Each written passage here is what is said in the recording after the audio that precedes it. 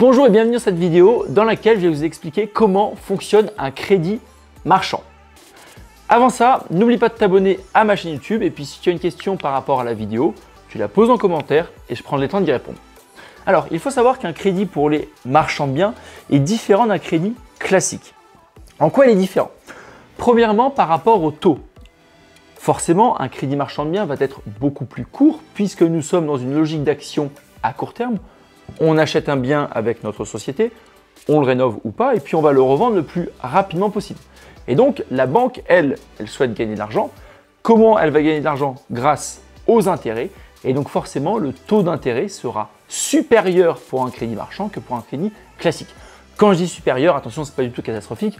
On est à un taux aujourd'hui en marchand de biens entre 2,2 et 2,5, alors qu'en perso, on va être par exemple entre 1,5 et 1,6, 1,7.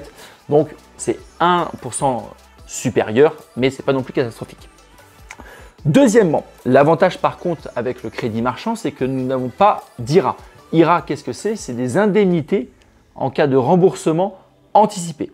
Qu'est-ce que ça veut dire? Ça veut dire que lorsque tu empruntes en tant que marchand de biens, que tu rembourses ton crédit dans 6 mois, 1 an, 2 ans, 3 ans, tu ne paieras jamais de pénalité.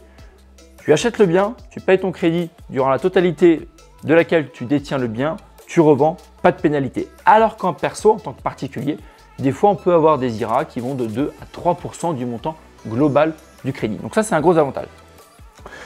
Il faut savoir qu'en tant que marchand de biens, tu auras obligatoirement un apport à mettre. Moi, lorsque j'ai commencé en tant que marchand de biens, je devais mettre 35% d'apport et en plus de ça, je devais nantir sur un compte 2 ans d'intérêt de crédit. C'est-à-dire que je devais nantir la somme qui correspond à 2 ans de mensualité de crédit, plus 35% d'apport. Alors à l'époque, je n'étais pas formé, donc j'ai pris la première banque qui m'a accepté en tant que marchand de biens. Aujourd'hui, en étant formé, tu peux arriver à mieux, crois-moi. Aujourd'hui, tu peux commencer à 30 voire 40%, mais petit à petit tomber et arriver à 20%. En dessous de 20%, c'est très compliqué. J'ai eu une fois un prêt en société à 15% d'apport, mais en général, on est à 20% d'apport. Par rapport à la garantie, en tant que particulier, tu peux emprunter par exemple avec un organisme de cautionnement qui va garantir ton crédit. C'est-à-dire que tu empruntes, imaginons à une banque, le LCL. Si tu ne rembourses pas ton crédit, eh bien le LCL va se servir d'un organisme de cautionnement pour lui rembourser ton crédit. En tant que marchand de biens, tu auras obligatoirement une hypothèque.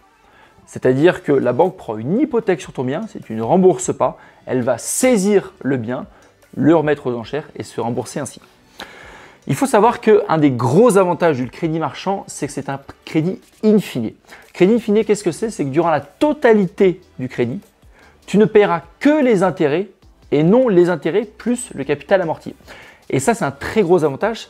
Ça te permet d'avoir des mensualités beaucoup plus souples. Imaginons tu souhaites emprunter 100 000 euros.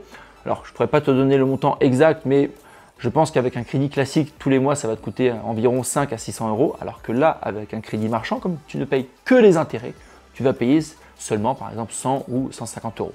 Donc, c'est des mensualités beaucoup plus souples. L'autre avantage, c'est qu'en tant que marchand de biens, les intérêts de crédit sont entièrement déductibles de ton bénéfice imposable. C'est-à-dire qu'à la fin de l'année, on va additionner tout ce que tu as payé en intérêt de crédit et on va pouvoir le déduire de ton bénéfice imposable, donc de tes impôts. Dernière chose, il faut savoir que le crédit marchand est un prêt en général sur 1 an ou 2 ans, renouvelable une fois. On n'emprunte pas sur 20 ans en marchand de biens. Pourquoi? Puisque lorsqu'on fait un crédit marchand, le but c'est d'acheter et de revendre rapidement. Au-delà de tout ça, lorsqu'on détient un bien immobilier en marchand de biens, au bout de 5 ans, on doit payer la différence de droit et à ce moment-là, le bien n'est plus considéré comme une opération d'achat-revente, mais comme un investissement immobilier tel qu'il soit. Donc, un crédit marchand, on va emprunter sur 1 an ou 2 ans. Si on n'a pas vendu, on va pouvoir renouveler le crédit.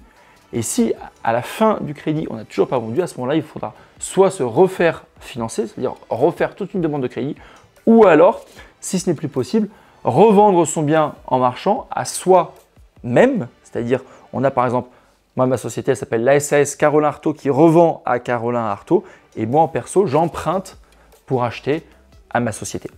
En général, bien sûr, ça ne se passe pas. quand on fait des opérations marchands, on les revend largement avant les 4 ans. Voilà, donc c'est tout pour cette vidéo. J'espère que ça t'a plu. J'espère aussi que ça t'a motivé pour passer en tant que marchand de biens, puisque comme tu peux le voir, on a quand même quelques avantages avec surtout des mensualités beaucoup plus souples. Si tu souhaites en savoir plus sur l'investissement immobilier, tu retrouveras sous la vidéo un petit lien pour aller assister à mon webinaire qui est gratuit, que je fais en live tous les dimanches. Et en attendant, je te souhaite une excellente journée et je te retrouve la semaine prochaine dans une nouvelle vidéo.